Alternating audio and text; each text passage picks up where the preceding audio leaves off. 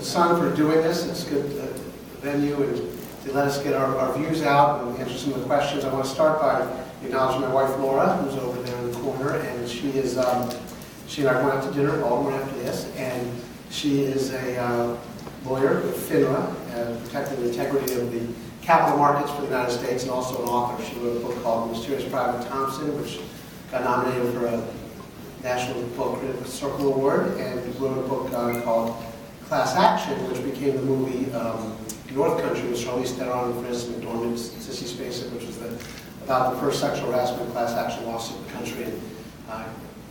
And they got a couple of Academy Awards. And it was actually, the review was done in the Sun, so it was good. And let me, I guess, start by saying, it's sort of defining who I am and what I'd like to believe I am, which is, the last 22 years I've been fighting for the people of Maryland, fighting for citizens, fighting for victims, fighting for consumers.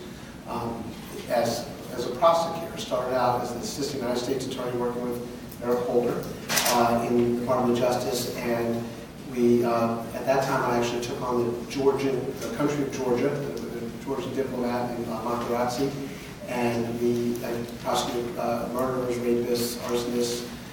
Went to Montgomery County as a state's attorney there, and put in the first nationally recognized community prosecution model, which we'll hopefully see one day here in Baltimore, once I'm governor as well, which is prosecuted by neighborhoods and not arbitrarily by crime. And we had started the first domestic violence docket, first gang unit, first seniors unit of prosecution, and first internet crimes unit, and then became attorney general, and working right up the street here in Baltimore, a city that I love. I was a season ticket holder for the Orioles back in 1989, and so we're coming here for quite some time, and before that when I was a kid. And we've done a variety of things. We've got back over $2 billion to consumers. We got arsenic taken out of chicken feed across the country. We wrote an opinion recognizing out-of-state same-sex marriage here in Maryland. We got alcoholic caffeinated beverages off the shelves. We kept the cuteness here in Maryland. We were able to get $1.5 billion in for the mortgage foreclosure agreement.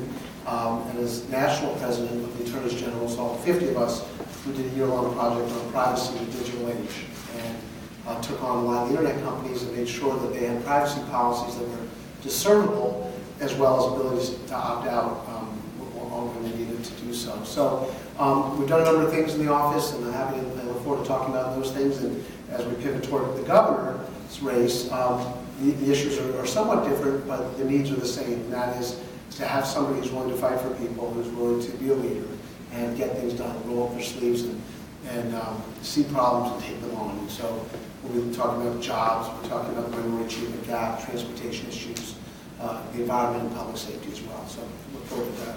All right, great. Well,